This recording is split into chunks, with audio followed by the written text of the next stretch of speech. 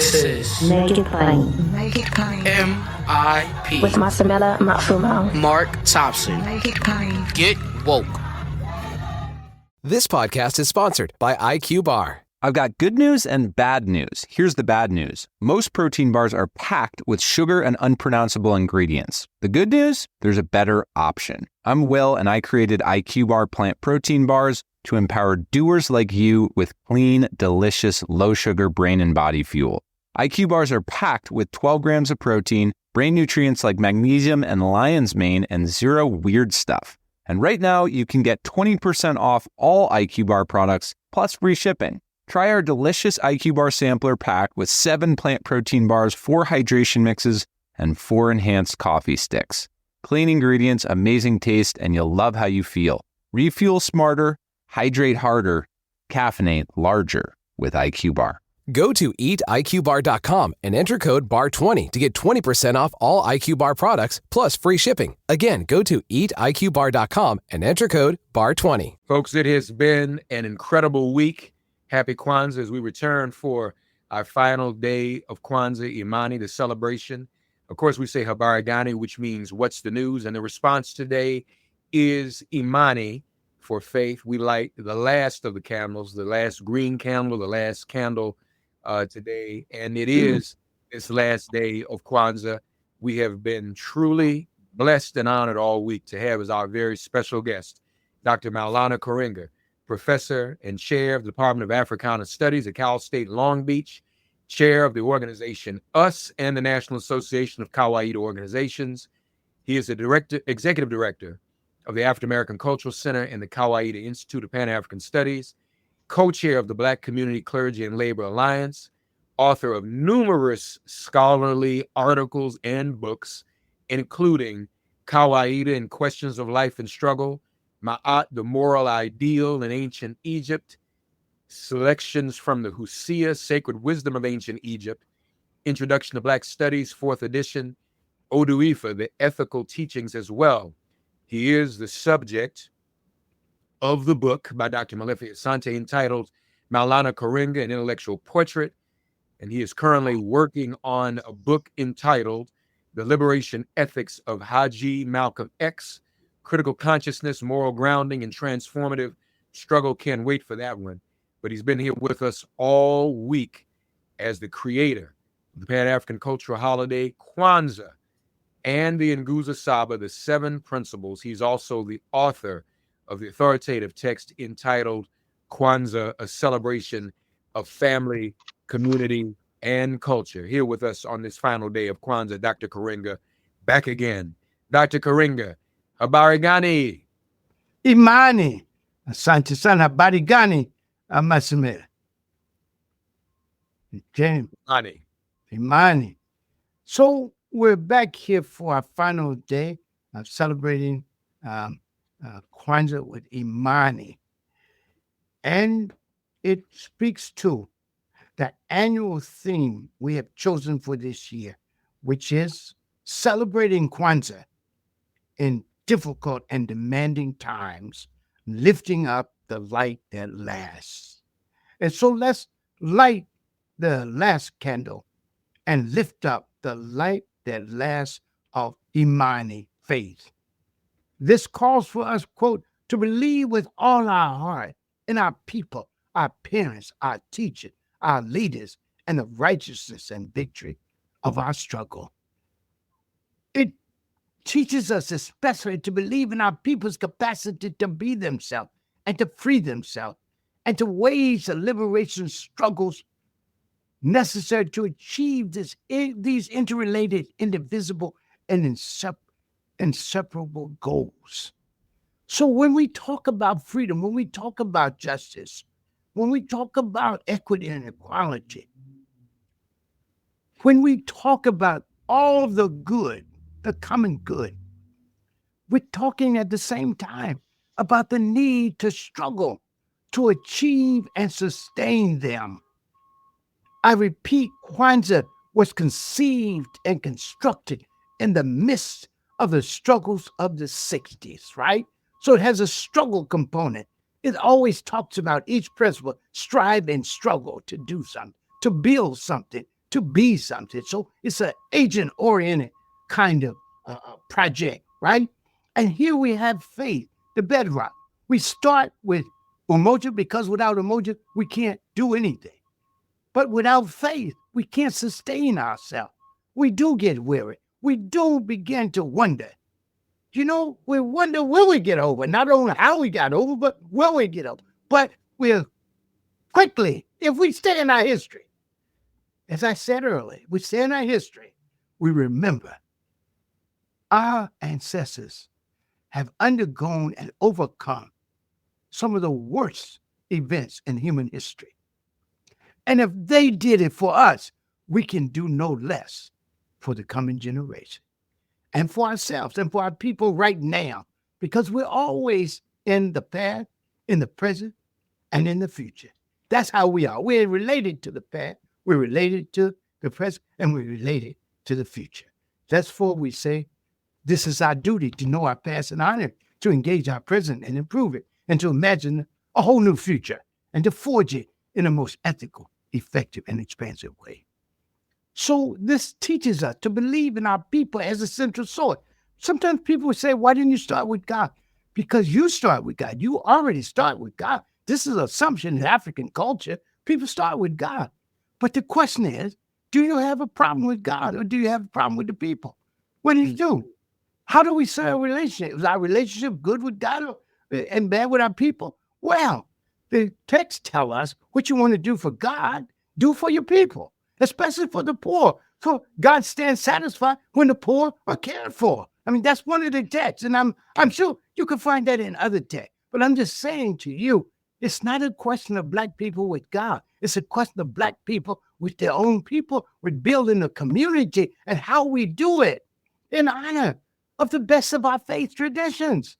How do we do that, right? And it always comes down to how we treat each other. There's no way around that. How we treat each other within our community, how we treat other people, especially the stranger and the vulnerable, how we treat the environment, the world we live in. And so it teaches us to believe, especially to believe in our people's capacity to be themselves and free themselves. Because guess what? That's the source of our struggle, a struggle to be ourselves and to free ourselves, to be ourselves without penalty, right? Without punishment and without oppression.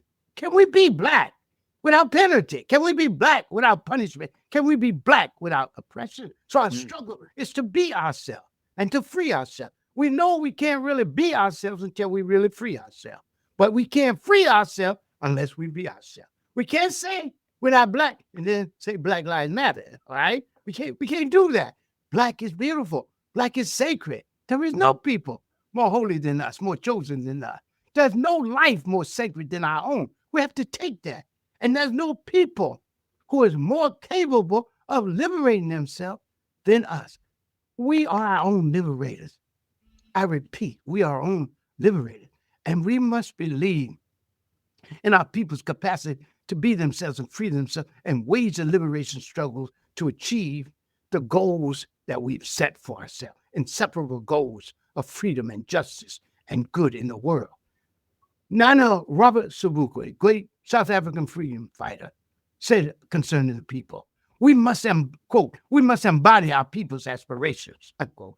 And he continues saying, all we are required to do is to show the light and the masses will find a way. Lift up the light. This is how we started. This is how we end up. We lifting up the light that lasts. Nana Ella Baker would later offer a similar teaching saying, give light and the people will find a way. And Nana Haji Malcolm tells and teaches us we need the light, knowledge of the truth about the world and each other. But he especially stresses the light about ourselves, which he says creates understanding, love, patience, and unity vital to family, community, and life and struggle. He says we need light. That is knowledge. Knowledge creates understanding. Understanding creates love. Love creates patience. And patience creates the unity we need to defeat our oppressor and build the good world we all want and deserve to live in. We must then have faith in our people, in their capacity for and commitment to good in the world, in our parents, for parents and caring parents, and the good they've done, the good they do, and the good they want for us. We must believe, we say, in our teachers who teach us the good and inspire us to embrace it. And we must believe in the righteous leaders who guide us toward the good and aid us in becoming self-conscious agents of our own life and liberation. I'm not arguing for support of wrong people. These people I'm talking about are good people that lead us in the right, upward and forward path of our ancestors. And ultimately, we must believe in the righteousness and rightfulness and right direction of our struggle. We must believe that our struggle for freedom for the oppressed, justice for the wrong and injured, power for the masses of people over their destiny and daily life, and our struggle for peace in the world is a rightful and compelling one. And we must believe in the rightfulness and eventual victory of our struggle. Believe that we can together end oppression, lessen and eventually eliminate justice, put an end to the disempowerment of the masses of people, and erase the scourge of war from the world. Finally, we must have a faith that a different future is possible, that we can, as Nana France Fanon urged us, start a new history of humankind with other progressive peoples of the world, bring into being a new world and a new man and woman who would cherish, respect, and reaffirm each other, sustain the good world, and pass on this good and legacy to future generations. This principle that I speak of is founded in the ancient ethical and spiritual teachings of our ancestors. Faith, right? A faith forged in struggle and reaffirmed in the reality of everyday life with its alternating events of hope and horror, justice and injustice, and the forceful reality of war and the fragile promises of peace. And yet we believe in the triumph of the good and the right in the world. This is our heritage from my mother and my father, from my grandmother and grandfather, from all my ancestors, and for the greater ancestors in our history. I'm just talking family, but my nation, my people, my national community, my world community, have people that teach this all the time. These are all my relatives, right? And so they tell us to indeed believe in what it means to be African at the highest level.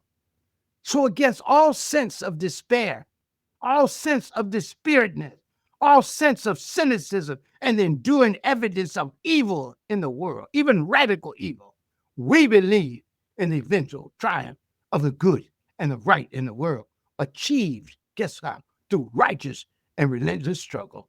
We dare to believe that eventually through hard work, long struggle, and a whole lot of love and understanding, a lot of sacrifice and service, Africa will come into its own again.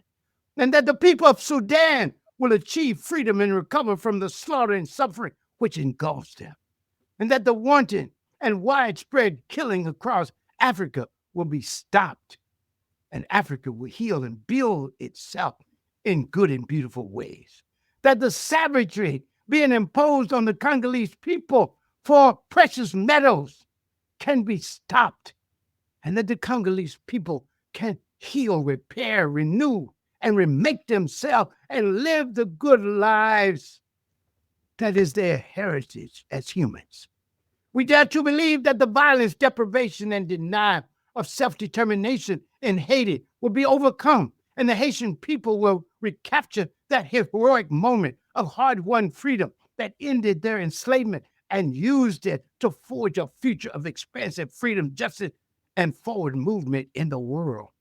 We also dare to believe that the oppressed, the occupied, those suffering genocide, the people especially of Palestine, and the people of Yemen and Syria, and all the peoples of the world who are oppressed and occupied and attacked, that they will achieve freedom, security, and peace, and that the peoples of the world will eventually end the violence against the vulnerable, wars and genocide, and we will be able at last to initiate a new hope in history for humankind. Shopify is a global commerce platform that helps you sell at every stage of your business and sell more with less effort thanks to the Shopify magic, your AI-powered all-star. Sign up for a $1 per month trial period at shopify.com/redcircle, all lowercase. Go to shopify.com/redcircle now to grow your business, no matter what stage you're in. Shopify.com/redcircle. Let us go forward then, in and with unity, self-determination, umoja, unity, kujichagulia, self-determination, ujima, collective work and responsibility, ujamaa, cooperative economics, nia, purpose, kuumba, creativity, and Imani, faith. And let us strive to embody and live the life-affirming, life-enhancing values of our ancestors that represent the best of what it means to be African and human in the world.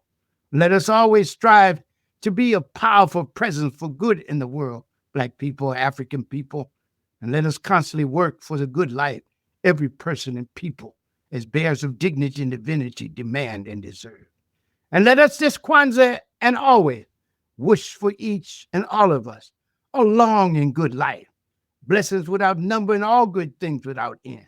In a word, as we say during Kwanzaa, to remember the harvest and our commitment to the world. May all the good may we have all the good. May all the people of the world have all the good that heaven grant, the earth produces, and the waters bring forth from their depth. For this is a common and shared good of the world. And so let me close again by saying, grounded in these 7 principles and practices, we can indeed build a new future.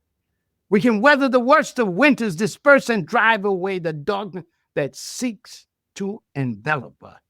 And we can lift up the light that lasts of shared and inclusive good in the world. Indeed, if we read and believe the sacred narratives, written, oral, and living practice texts of our ancestors, Nana Howard Thurman, Nana Gwen Brooks, and Nana Nanny Barrows, as well as the history, the sacred narrative of our whole people, we are assured that there is no winter we cannot weather. There is no storm we cannot ride out and remain intact. There is no whirlwind we cannot conduct our blooming in. And there's no impossible situation that would enfeeble or falsify our claim that we are people that specialize in the wholly impossible. So let us go forth, continue the struggle, keep the faith, hold the line, love and respect our people and each other, practice the Nguzo Saba, seek and speak truth, do and demand justice, be constantly concerned with the well-being of the world and all in it, and there help reveal the overarching movement that prefigures and makes possible the good world we all want and deserve to live in and leave as a legacy worthy of the name and history of Africa. Head is our Kwanzaa. Happy Kwanzaa. Head is our Mark of Empire, and Happy New Year. Happy New Year, one and all. And let me just say, as we speak of this day, this principle, Imani, faith, as Dr. Karenga alluded to us, as he's done all week, all of these things are interconnected and overlapping in our culture. What did our elders and ancestors teach us? The song, we've come this far by faith. Now, amen. Y'all know about that. We're rooted in that. Real. And so this is a sacred day. And let me also, if what I'd like to do, and I've not always done this, just for a moment, and I invite people to also, I'm not mentioning it this week, official Kwanzaa website.org to get the real guidance on the week. Many of you will celebrate this evening. It's New Year's Day. We like to eat and celebrate anyway. Some of y'all, we still like to fix black eyed peas. But on this day, that is our tradition. On this day, it's also a day of reflection and meditation. And I specifically want to encourage you to go to the website, officialkwanzaawebsite.org, to read what Dr. Karenga has shared about this day of assessment, this day of meditation. And there are 2 meditations there. One is Yoruba, Odu Ifa. The other one is Akan. And I tell you, the reason I'm saying that is I was just on the phone this morning with someone who watched Beyonce perform Christmas Day at the football game. And this young lady was upset because she's very, very Christian. And she says, I don't like Beyonce. I said, why not? She said, because Beyonce uses too much Yoruba energy, too many Yoruba images in her videos, Brother Matsamela. And I said, well, that's okay. That is our ancient African spirituality. That is none of these things contradicts the other. And that is okay. In fact, I had to explain to her how Christianity's roots in Africa, everything comes from Africa. Everybody's not ready to hear that. But I encourage you all to consider these meditations today as we reflect on the past year and begin to know. We make New Year's resolutions, as we like to call them. But Dr. Karenga is challenging us to embrace our culture as well. And so we meditate today. What the Yoruba teachings say to us is in these words, let us, and this sums up what he's been teaching us all week. It reads, let us not engage the world hurriedly. Let us not grasp at the rope of wealth impatiently. That which should be treated with mature judgment, let us deal with in a state of anger. When we arrive at a cool place, let us rest fully. Let us give continuous attention to the future. And let us give deep consideration to the consequences of things. And this because of our eventual passing. And then in the Ikan from the Husia, it reads in the meditation for today on this day of Imani, surely Maat, right doing. When he talked to us about the principles of Maat, surely right doing is for eternity. It goes to the grave with one who does it.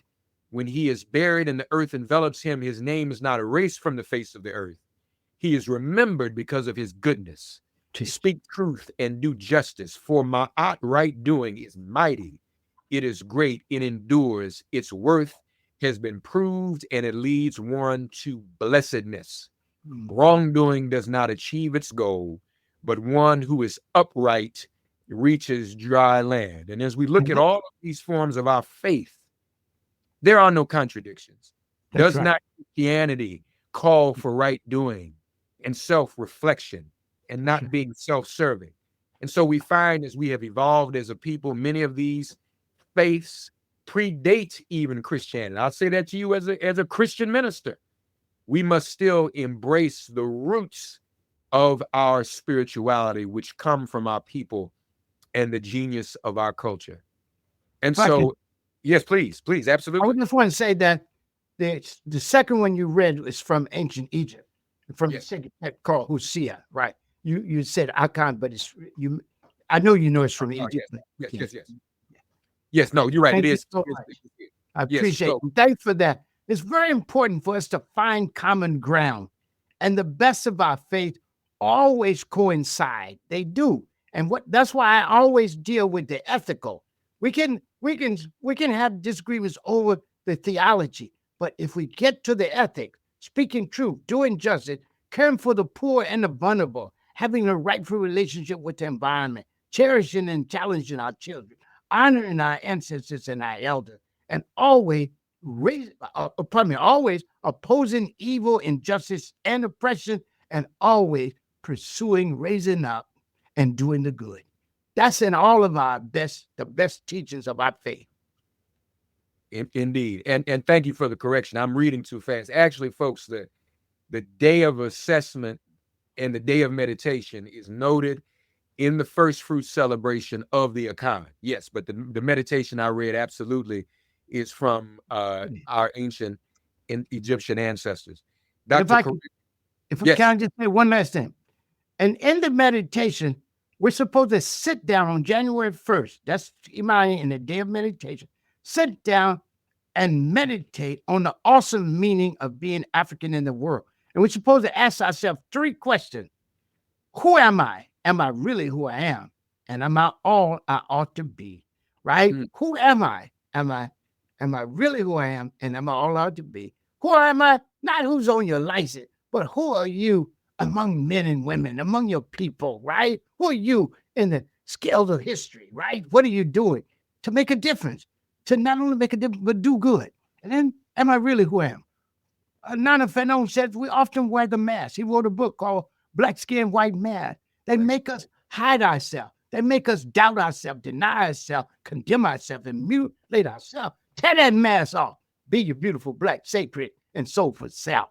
And then third, am I all I ought to be? Because sometimes they make us do the ordinary, the routine. You spoke about that earlier, Reverend Thomas. You spoke about how people just get up and do we say right on the cylinder, going fast, but ain't going nowhere, right? Just doing it, right? And you said the hamster with Reverend Willie Wilson. I have great respect for him. You're right about that. He's a good brother. He's a long distance runner and soldier. So I think it's very important for us to ask ourselves, are we just doing the minimum? Are we doing the maximum? Are we striving for excellence? I want to close with this. Africa for us means excellence. If it doesn't mean excellence, then what does it mean? Who am I? Am I really who I say I am? Am I really who I am? And am I all I ought to be? Am I all I ought to be? Folks, we need to ask ourselves that question. And of course, in tradition, we all learn the song, Kwanzaa is a holiday. Kwanzaa, Kwanzaa, Kwanzaa is an African holiday. 7 principles, 7 candles, 7 special days for the Africans. You all enjoy today's celebration.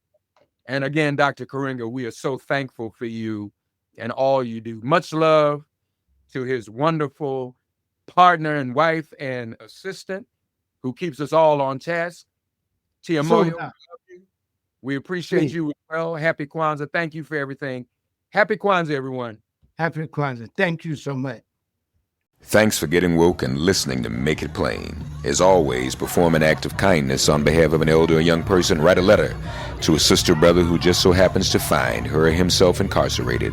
Offer libations to the ancestors upon whose sturdy shoulders we all now stand. And above all, give thanks to the God of your understanding by whatever name you call her and him. All God asks of us is that we give each other love. Thanks for giving MIP love. And please remember to subscribe and give us a 5-star rating. If all hearts and minds are clear, it has been made plain.